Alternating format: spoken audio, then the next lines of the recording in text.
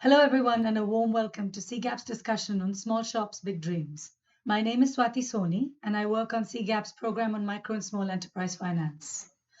What are these small shops? You probably know them as warungs, kiranas, bodegas, dukas, sari stores, or just your corner shop. They have so many different names, and they form the backbone of communities around the world. Despite their social and economic significance, these small shops and their owners continue to be plagued by a lack of appropriate and adequate financial services. However, new and emerging technology models provide some promise, and we are here to discuss just this topic today.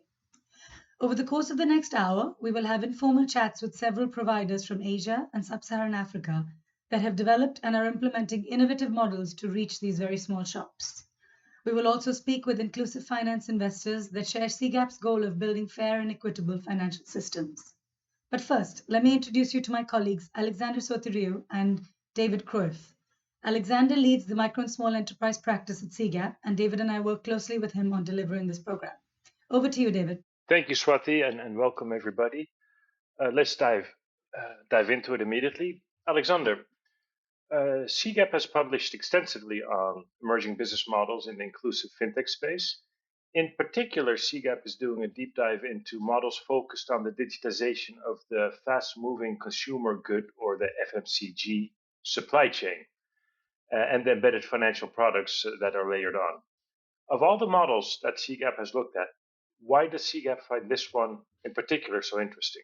Thanks, David. That's an excellent question. And I think to answer it, we need to go to the heart of who we are at CGAP. So if you'll indulge me, I'd like to start with a bit of history.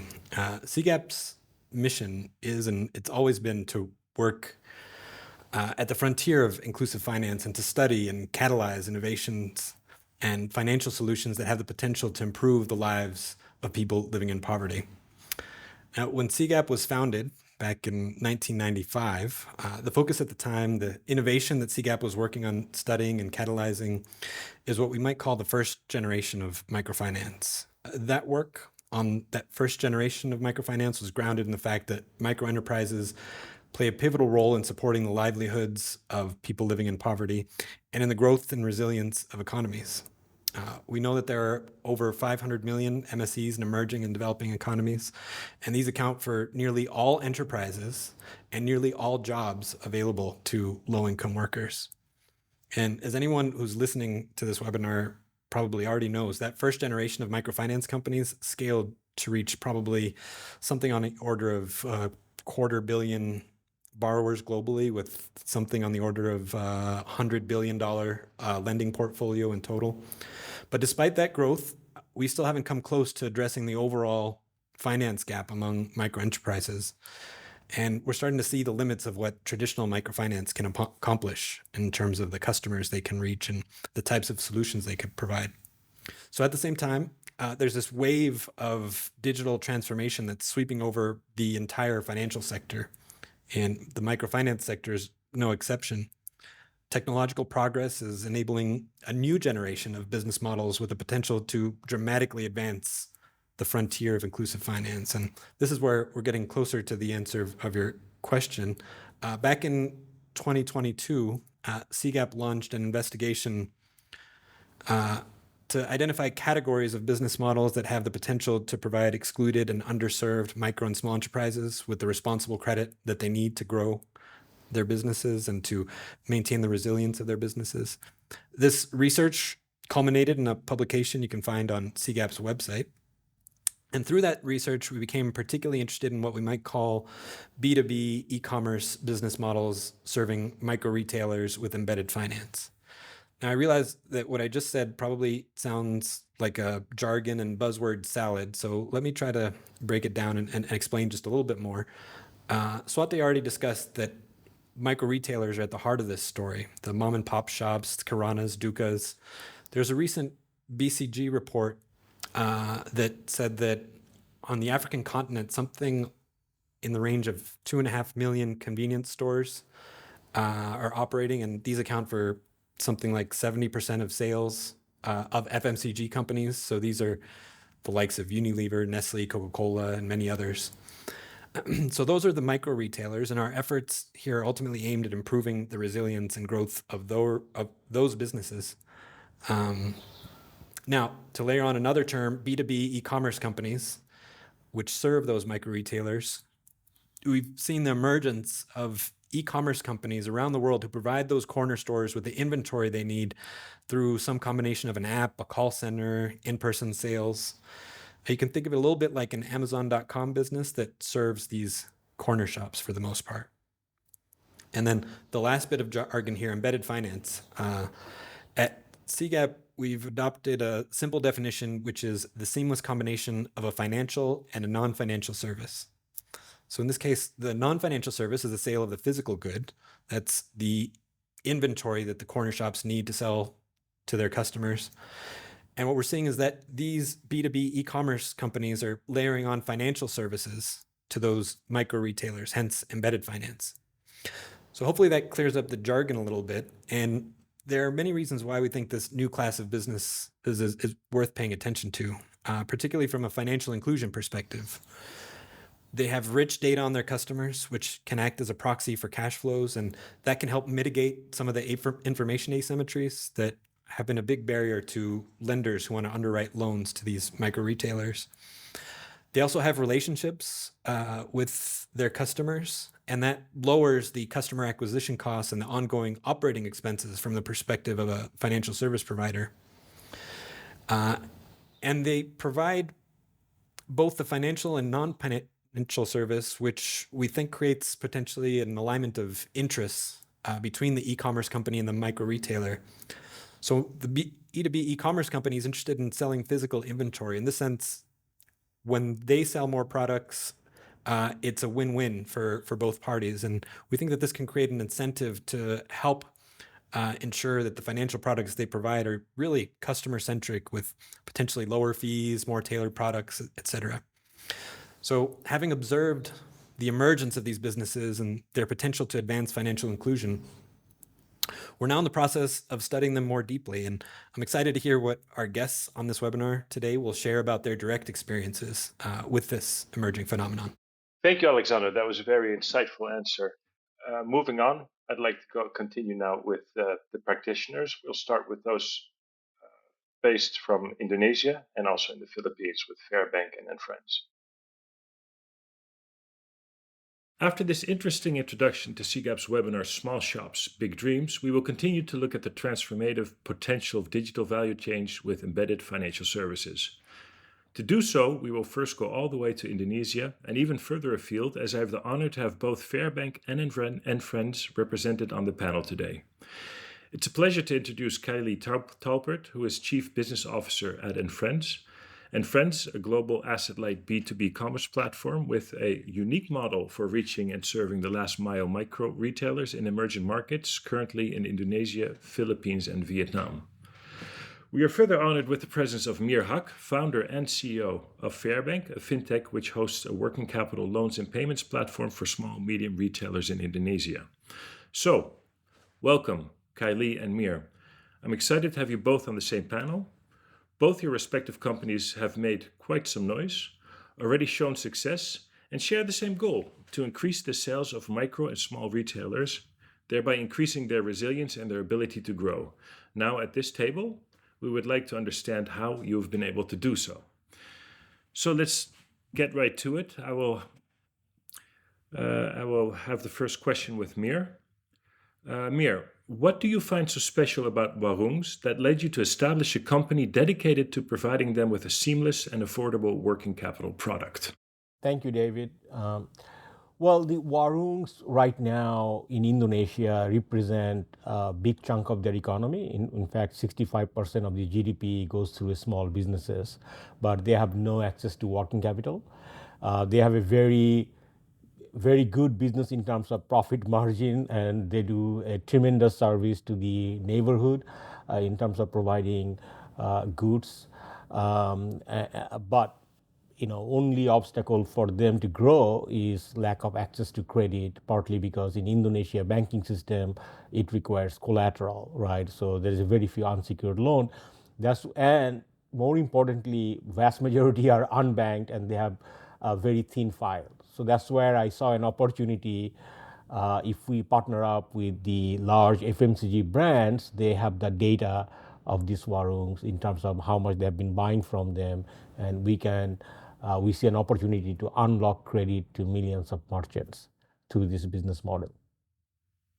Excellent. Thank you so much. Kaylee, would you agree with Mir's sentiments towards the warungs, and are Philippine sari-saris fulfilling a similar function in society? Absolutely. So if you look at whether it's a warung or sari, them, as well as we kind of extend our sphere also to the local wholesalers who serve them, which are themselves small businesses, often family owned, husband and wife businesses. Around 80% of the population in these countries, in emerging markets in general, are buying from these small businesses. As Mira mentioned, they employ a huge proportion of the population, and to add to that, the majority of them are women. So I think very much whether it's a warung or a sari store, these are the lifeblood, basically, of these economies, of the traditional trade economy. And the reality is, it's not only that they don't have access to credit, but I'd say it's also often they pay the highest prices for the products that they're selling. So these value chains are extremely inefficient. Very few discounts or promotions make it all the way down to these small businesses. And often they then suffer the biggest constraints to expanding their business, getting credit, getting the best prices and services. And obviously this also then gets passed down to the last mile consumers. And this is really the challenge that we come to solve, to digitize and transform these value chains, to bring them the transparency, the digital records, unique technology that's designed specifically with these businesses and these value chains in mind, which has enormous potential to really transform them and transform the livelihoods of everyone involved. Okay, thank you, Kaylee, for that. And as I said, you share the same objective, but despite sharing that same objective, you do have different approaches. Fairbank focuses on the provision of working capital product, a buy now, pay later product, through integration with inventory ordering apps of large retail partners, whilst and Friends focuses on digitizing the FMCG value chain and creating its own ordering platform. So different objectives, same objective, different pathways to get there. Kaylee, how important is an embedded BNPL and embedded BNPL consignment product for your company's philosophy, for your strategy? So David, when you look, we really started our journey in Indonesia in the financing space. So with branchless banking or agency banking, our platform powered, I think, one of the largest branchless banking systems in the world. We had 4 million customers, 200,000 agents. Finance, it's part of our DNA. So I think, the first part to answer that question is definitely it's an important part of what we do and our vision and the future.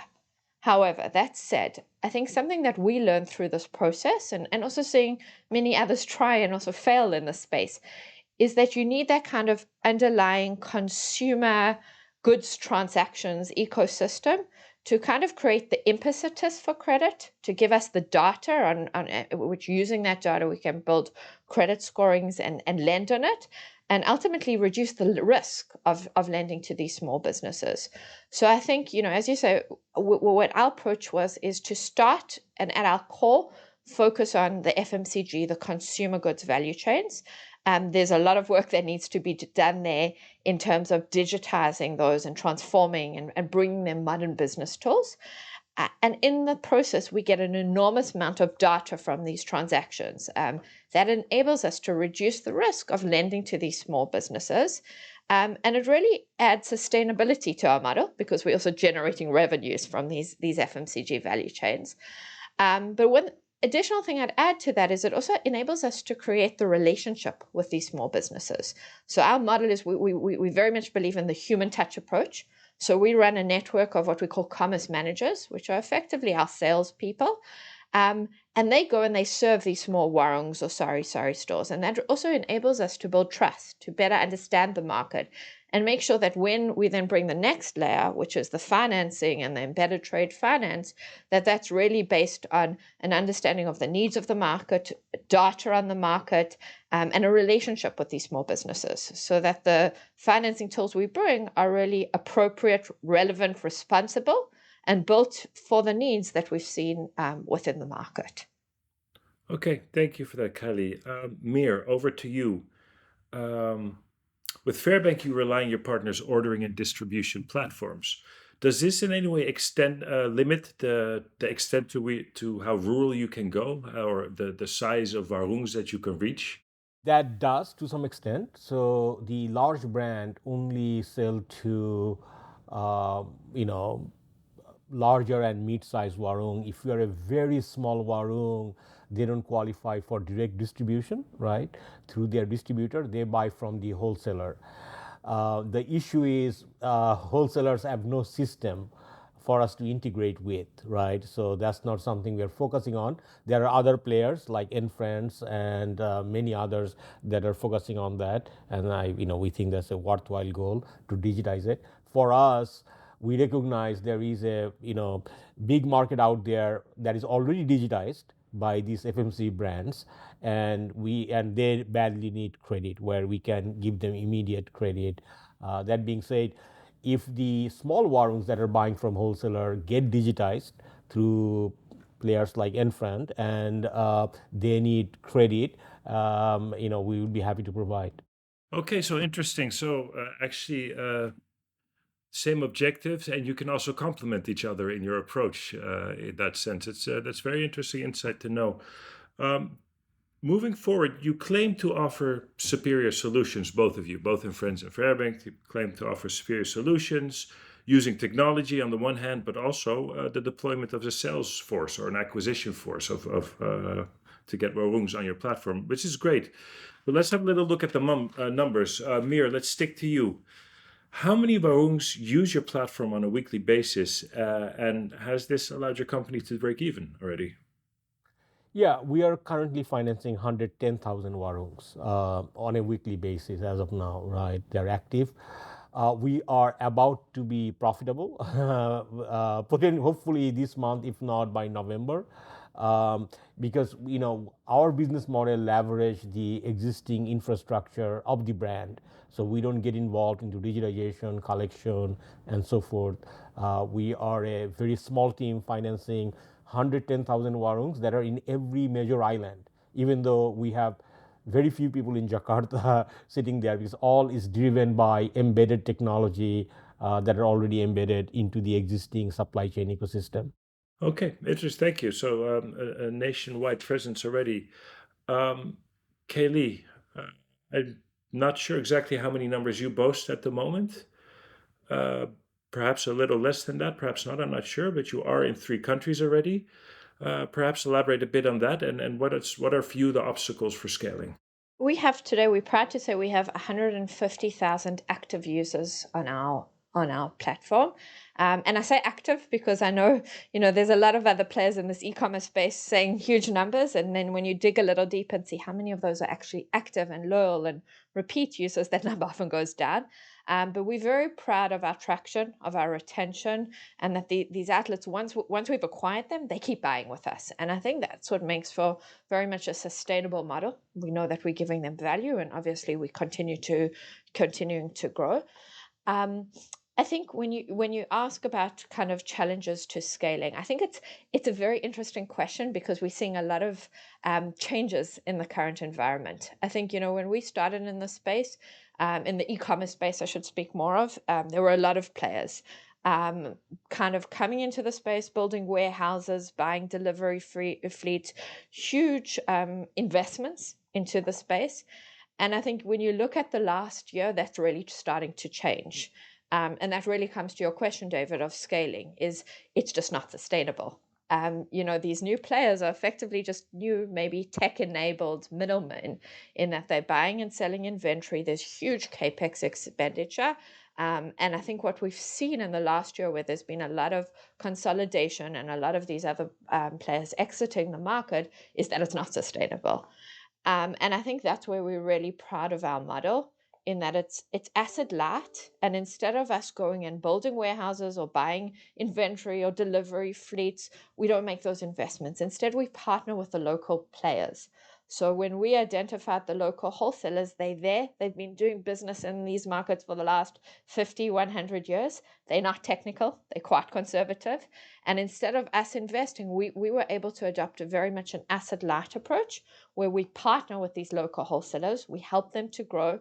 We're not investing in inventory. We're not investing in delivery vehicles. Instead, we're leveraging what's already there and using technology and big data and digital to really transform that.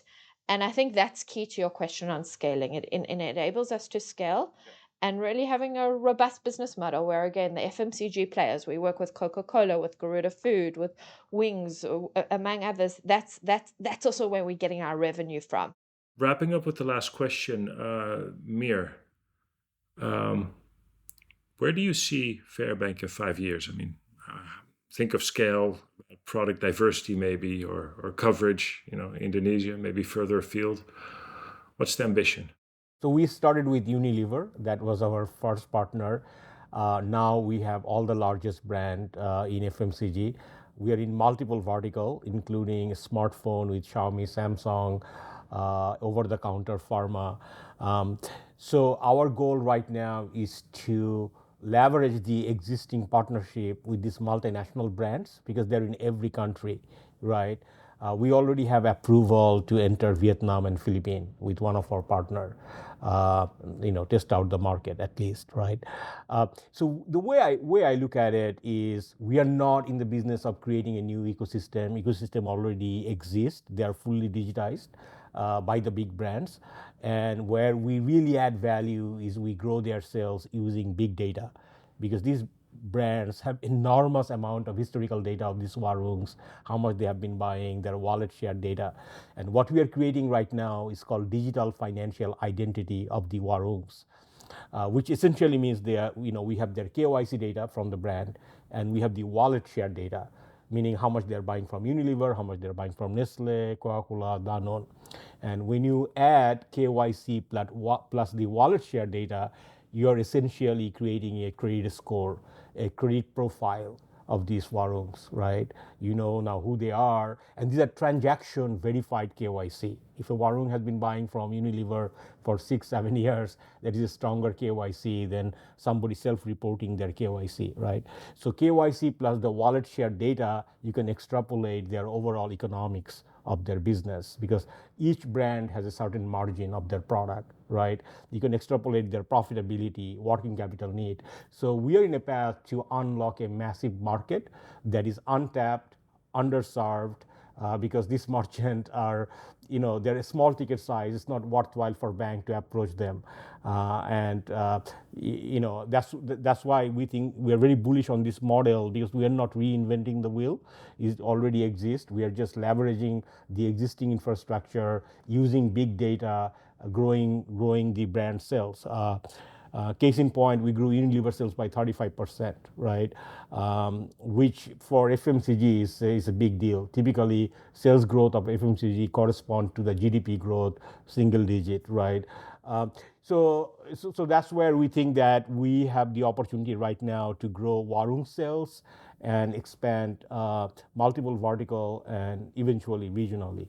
Interesting. So this is just the beginning. Well, we look forward to seeing how Fairbank is going to take over the FMCG market space in this way. Kaylee, same question for you. Where is Friends going to be in 5 years now? Sure. So I think we see ourselves as the B2B commerce platform for emerging markets. Today, we already sell the full range of full order basket offered by wholesalers. It gives us access to an enormous amount of data and really to use that data to optimize and streamline these value chains. As we grow, we're looking to further support both the small businesses we partner with, our wholesalers, and the macro retailers that we serve.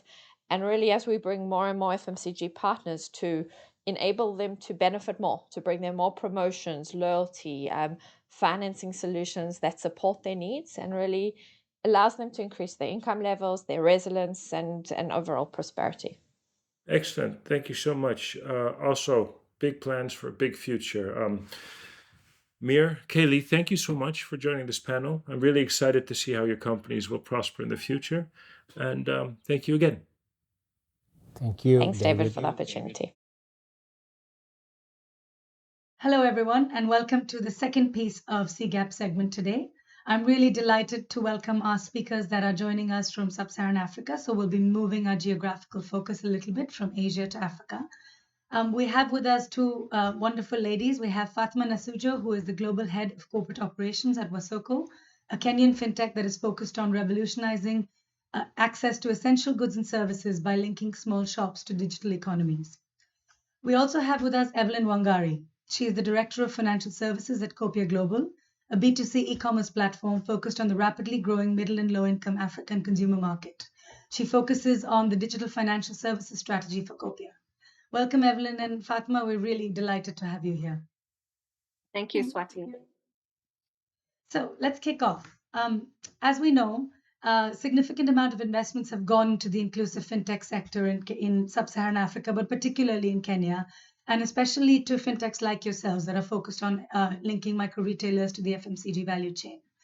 Wasoko probably tops the charts in terms of the funding received amongst its peers. I think we're at around US dollars 143 million, but Copia has also been a funder's darling with over $100 million raised.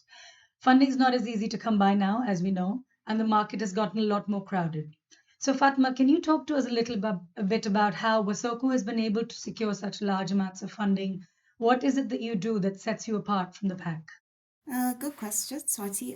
So Wasoko is a B2B e-commerce company, and we're one of the companies that have managed multi-country success, meaning that we have been able to replicate our model in more than one country, which is also very attractive to investors. We are also very fortunate that we did our raising before the current downturn, so that we were able to raise during that period. So I'd say for us, what has been vital, one is to be able to show success in more than one country, and that has been very helpful for our investors. Thank you. That's really helpful. And Evelyn, from your perspective, we know that there are many FMCG fintechs in Kenya and in sub-Saharan Africa at large, many of them claiming to actually serve the last mile duka or the micro retailers. Your strategy is very much focused on peri-urban and rural areas. So from your perspective, how do you describe the competition in those areas when we're talking really about, last mile? All right, thank you, Swati. It's a good question. So we are a B2C e-commerce entity, which is how we differentiate ourselves from our competitors. Our competitors are largely B2B. So if I could give some context around Copia.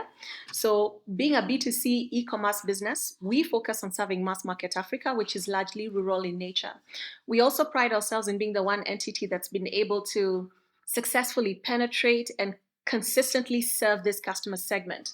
And there's three ways we've been able to achieve this. We've been able to achieve this through our robust and state-of-the-art logistics engine, our distribution network of over 50,000 agents, 80% of whom happen to be women, which is something that has largely taken an organic trajectory, and more increasingly, our intentional drive to digitize our ecosystem of customers and agents. Excellent. So as someone that leads the digital financial services for Copia, from your perspective, Evelyn, are the DFS services, so is embedded finance a critical piece of the business model, or is it a nice to have and improve stickiness for you with your customers?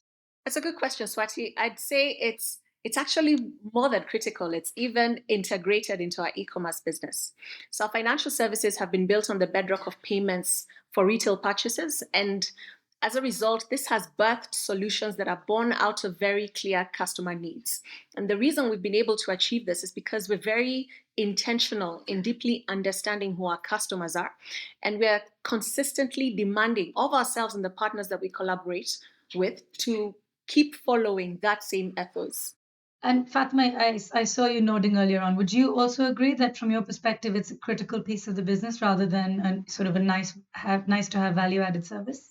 Yes, I agree with Evelyn on this, and it comes from understanding our customer base. Our customers are mom and pop shops that are found on every street corner everywhere in Africa, and they provide essential products to the consumer. The consumer buys from them on credit, which then affects their working capital. With our embedded finance solution, we're able to enable them to keep consistent availability of stock so that they're able to keep their businesses running and serving their customers.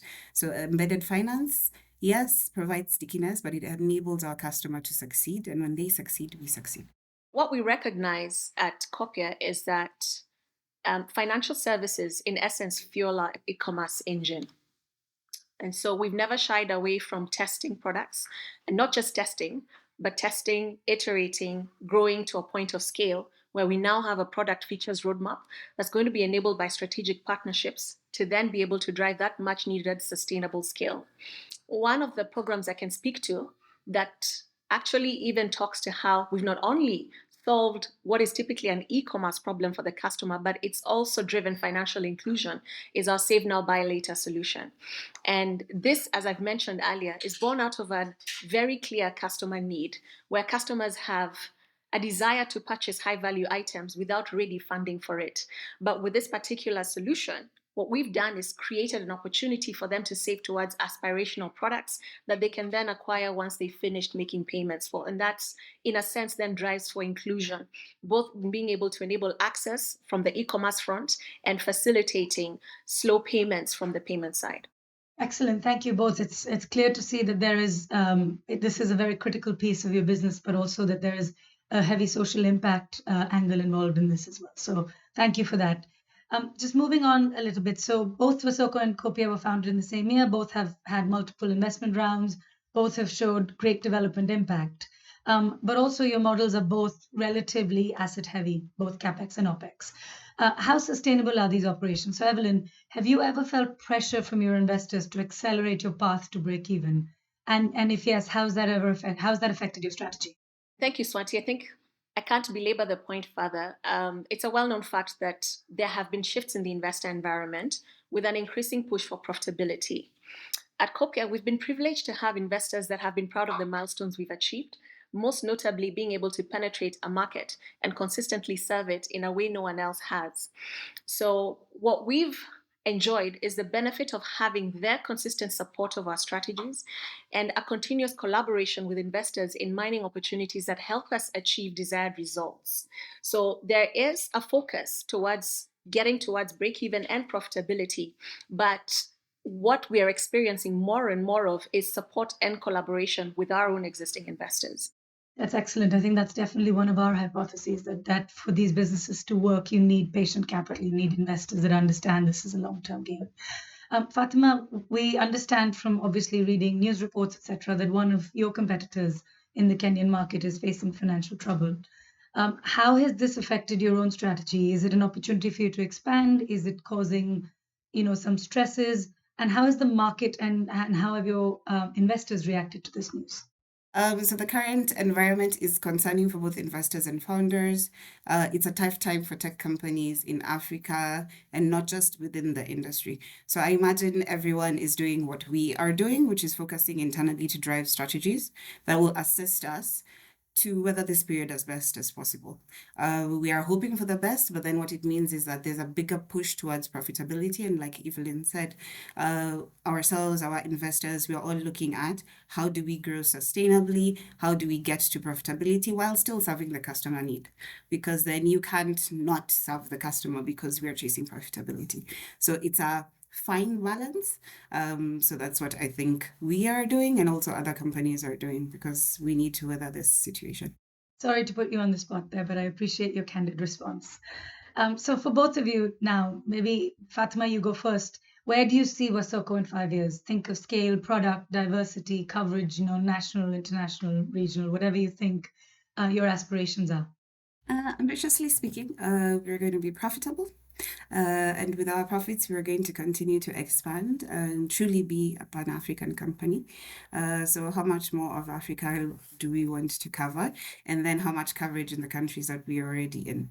So we want to be a household name and then increase our range of products and services. So currently our focus is on essential goods and we have the BNPL product, but what more can we offer beyond that serves our communities?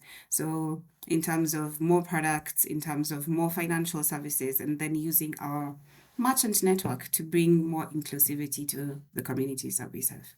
Excellent. And Evelyn, where do you see Copia 5 years from now? Growth continues to be a key focus for Copia, and there are definitely plans to go into other markets. And the way we want to achieve this is to increasingly automate our processes in the e-commerce front, digitize our ecosystem of agents and customers so that we continue to drive activity around our Cropia app and continuously layer on financial services that are relevant and scalable. So we can replicate a more efficient and break-even model that's then profitable and scalable across markets. Excellent. We wish you both and Wasoko and Kopia lots of luck with these wonderful and ambitious plans that you have. I've really enjoyed speaking with both of you today. Thank you so much for your time, and we will eagerly be watching your progress and your growth, and CGAP will continue to be a strong partner. Thank you very much for your time. Thank you. Thank you. Hello, everybody, and welcome to the last part of this discussion.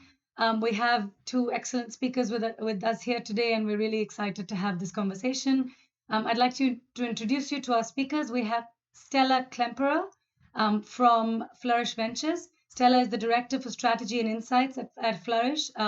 Flourish is an early-stage venture capital firm that focuses on investing in mission-driven entrepreneurs, and they focus on building a more equitable and fair financial system. Welcome, Stella. We're really happy to have you here. Our second speaker today is Joseph Benson Arona, who is a partner and head of entrepreneur support at DFS Labs, where he works directly with the entrepreneurs that DFS Labs invests in. He supports them with their growth and to strengthen their operational practices. DFS Labs is an early stage investor in Africa, and they focus largely on digital commerce solutions. Welcome, Joseph. We're really happy to have you both here and looking forward to this discussion. Over to you, David. Yeah, thank you. Let's start with Stella. Flourish Venture has recently published a series on digitizing the corner shop, where you take a closer look at 4 countries. So what are the main insights Flourish gathered from this research, and how did this influence your investment thesis? I mean, it's like investing in the FMCG fintechs. Is that a golden opportunity, or are there many castles in the sky? That's a great question, David. We've invested in a number of B2B commerce platforms that either currently or aim to embed financial services into their platforms. And so even prior to this research, we had made these investments, wanted to go a little bit deeper in our learnings and share some of those learnings with the industry. And so last year, we surveyed 800 corner shops that are served by our portfolio companies in Brazil, Egypt, India, and Indonesia. And we also surveyed 800 of their customers, so people who shop in these corner shops. We had some pretty fantastic learnings from this research. First, the opportunity here is huge. Corner shops constitute a multi-$100 billion global industry, I think by some counts, 900 billion global industry, and they make up as much as 90% of grocery sales in some countries like India and Egypt.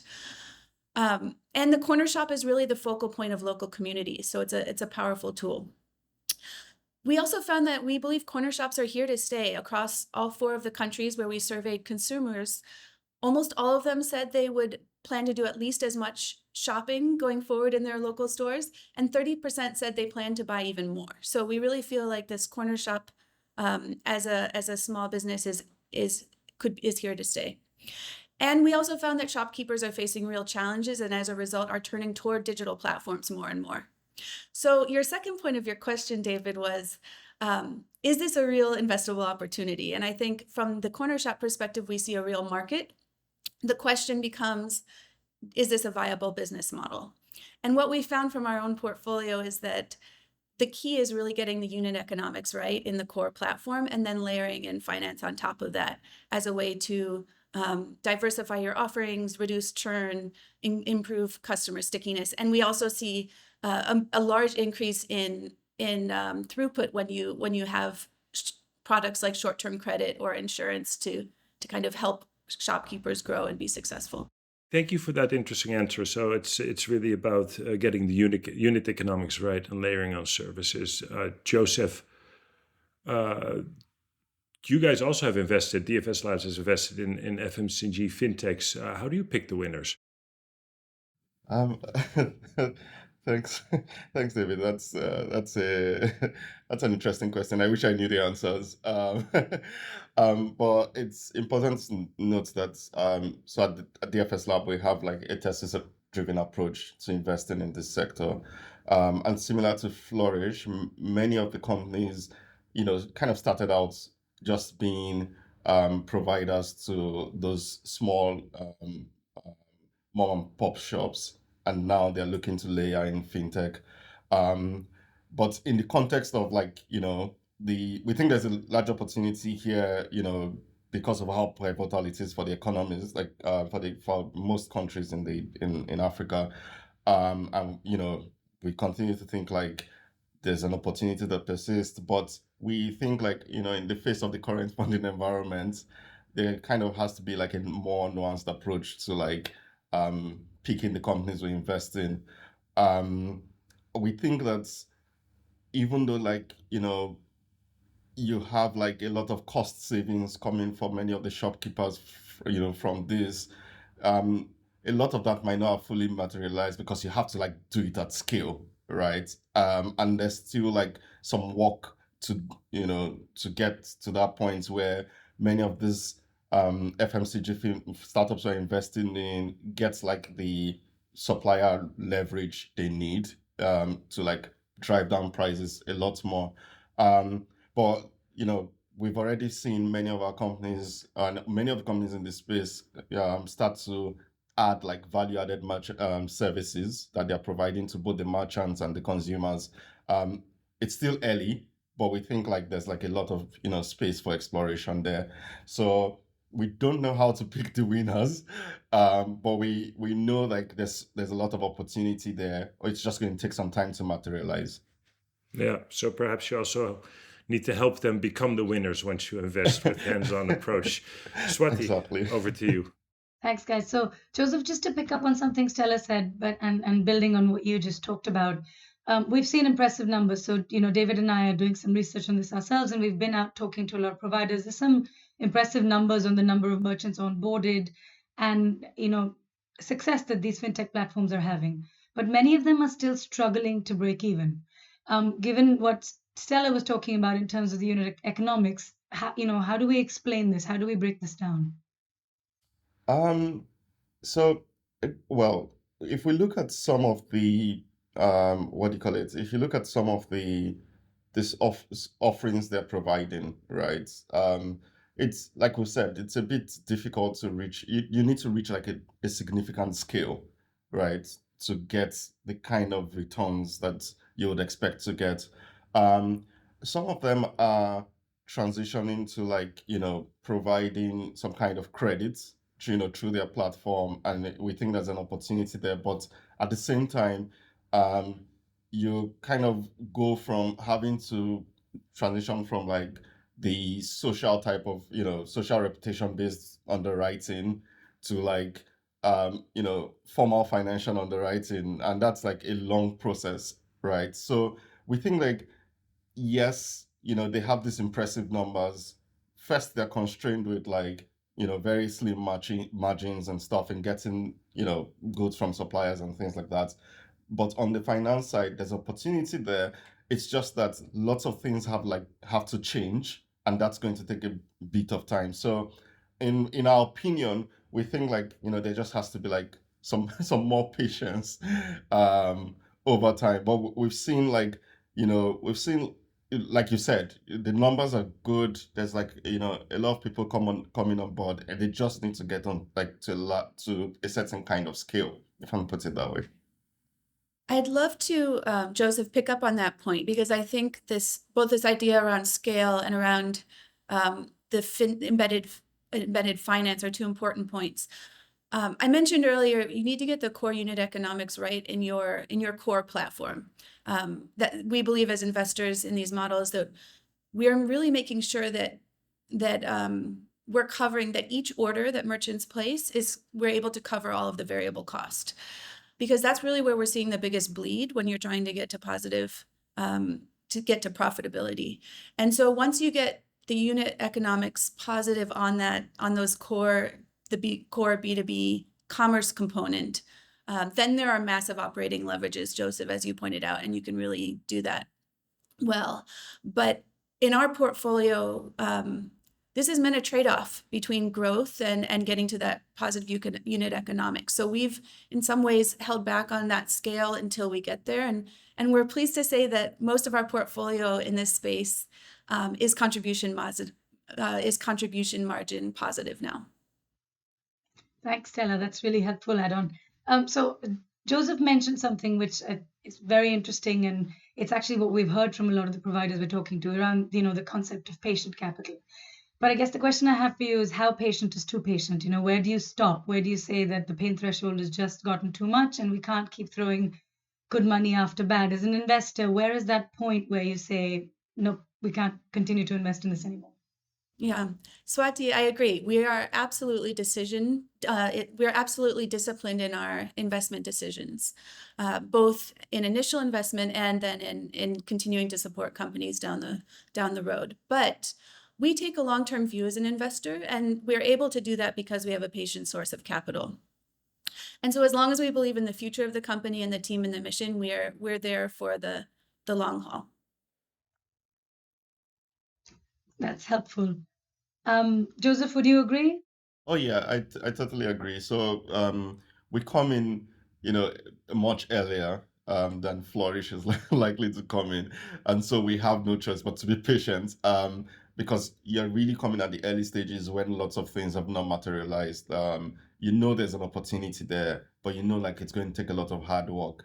I think the most important thing is, like Stella mentioned, seeing continuous growth, right? Seeing that like those improvements over time, and just knowing it's the markets. It's more of like market forces that determine a lot of like these things at this point. And so yeah, being patient is like required in this sense. The opportunity, the what's the what the chocolate pot at the at the end of the rainbow is like extremely worth it if you're able to get there and be patient. So Joseph, one more question then. So, both Flourish and DFS Labs, you're, socially motivated investors, and eventually what we're looking to do, CGAP and, Flourish, DFS Labs, we're looking to benefit the end beneficiary on the ground. What happens when we see so many sort of mergers and acquisitions happening in the fintech space, particularly in a country like Kenya? What happens to the micro retailer? Are they still protected even when we're seeing this much movement in the space? Yeah, so I think first the mergers and acquisitions are like a good thing. It's you just over time you want to avoid having just like a bunch of small players, all over the place, and have like some kind of consolidation. So we generally believe that in many of the markets you would have like 1 to 3, big players. And to be honest, the switching costs are not that high at this time for like the micro retailers, right? So moving from one platform to another platform is not going to hurt as long as the underlying service still exists, which is, what is important in this sense. So I think that as long as the platforms continue to offer like the underlying service that's like, in, like incredibly tangible to the micro retailers, I don't think like the mergers and acquisitions are going to be like a problem. It's some form of advancement, and then ultimately in the long term you would have more stability as opposed to just have lots of small players that will likely go out of business down the line. Good. So we shouldn't find these trends very worrying. That's really helpful to know. David, over to you. Yeah, thank you. I'm going to round it off with the last question. The question is for Stella, but of course, Joseph, feel free to add on. Brief and short, Stella, what we've seen a lot of activity in the fast-moving consumer goods supply chain. How do you see other supply chains getting more traction and also start implementing such business models? Yeah, David, that's a great question, and it's something we think a lot about. So we invest in a number of different embedded finance models across different sectors. And I think the key here is really that you find platforms that have a strong hook product where they're offering a must-have service to their customers, and where then you can really layer in financial services so that it becomes intuitive and kind of a natural, almost invisible part of the platform offering, and they really become those natural owners. So we've looked at other sectors, and we've seen this play out well in smallholder agriculture. We've made investments in embedded finance platforms like Apollo in Kenya and AquaConnect in India. And what we've seen is that by embedding finance into farm product supply chains, we're able to provide not just short-term credit, but also products like insurance through partnerships with other fintechs, like another portfolio company of ours, Pula. And in Africa, we're seeing that this one business model, embedded finance for smallholder smallholder farmers, is really addressing two of the biggest challenges on the continent. One is around climate and the other is around food security. Our portfolio company, Apollo, serving 300,000 farmers, saw yields double after the farmers started using its financial services. And really, that's been huge, both for food security and also when you think about climate resilience and long-term sustainability, where you're able to be more efficient with land use and the resources needed for farming. So this is just one other example where we're seeing real opportunities in the embedded finance space. That's interesting. So this is all just the beginning of a wonderful journey that we're all embarking on. This is great. This was very insightful to have this Ask Me Anything moment with Investor. Thank you so much. Thank you so much on behalf of CGAP and on behalf of the wider financial inclusion community. Thank you for your time. Thanks, David. Thanks, Swati. Thanks, Stella, too, for being here. Thanks so much. Such a pleasure speaking with the three of you today. Slowly but surely, we're entering the final stage of this panel, and I would like to end where it all started, with Alexander. Alexander, welcome back. Thanks to all the panelists, we have gained many new and interesting insights related to embedded finance in the FMCG supply chain.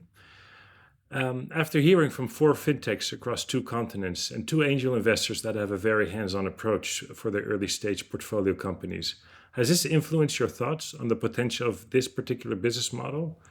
And also, how is CGAP's role still relevant? Thanks, David. And I want to also start by thanking the panelists myself for sharing their time and experience with us. We've spoken to each of you throughout our research into the space, and every time we do, I feel like I learn a little bit more about what's happening in this very dynamic sector. Also want to thank the 2 of you, David and Swati, for leading us through such an interesting discussion. So thank you. Now, getting back to your question, I think CGAP's role in this space goes back to the mission that I started with at the beginning of this conversation. This is clearly an exciting, fast-moving industry with the potential to advance financial inclusion. But it seems like we all still have more questions than answers at this point, and that's exactly where CGAP can add value. We've heard from representatives from the 4 different companies, each taking a different approach to this B2B e-commerce business model and how they layer on the embedded finance in different markets. We heard from investors who told us about the uncertainties of the unit economics of these businesses and the potential for consolidation among many small players. But which of these models is most likely to reach a sustainable scale, and can they really provide inclusive and responsible financial services over time?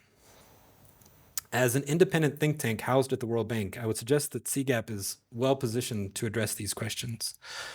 We don't have clear answers yet, but to paraphrase something that Joseph said, I think there is an opportunity for financial inclusion and the international development communities here, but we'll have to continue working hard to make the most out of that opportunity. The companies and the investors, like the ones represented on our panel today, are at the forefront of making that happen. And ultimately, our role at CGAP is to support them in their journey with independent and action-oriented research, which is something I'm looking forward to doing over the next couple of years. Thank you, Alex, for that question. Now we are definitely coming to the end of the panel, and I'd like to hand it over to Swati so she can close it off. What a great summary. Thank you very much, Alexander and David. And a big thank you to all of our speakers and panelists today. We've really enjoyed these discussions, and we hope the audience has enjoyed them as well. As Alexander mentioned, we do see great promise with these emerging models, but we also recognize that there are some challenges that need to be considered. CGAP will continue to build our body of knowledge on how these models can support micro retailers. So please continue to listen for CGAP's voice in this space. Thank you and goodbye for now.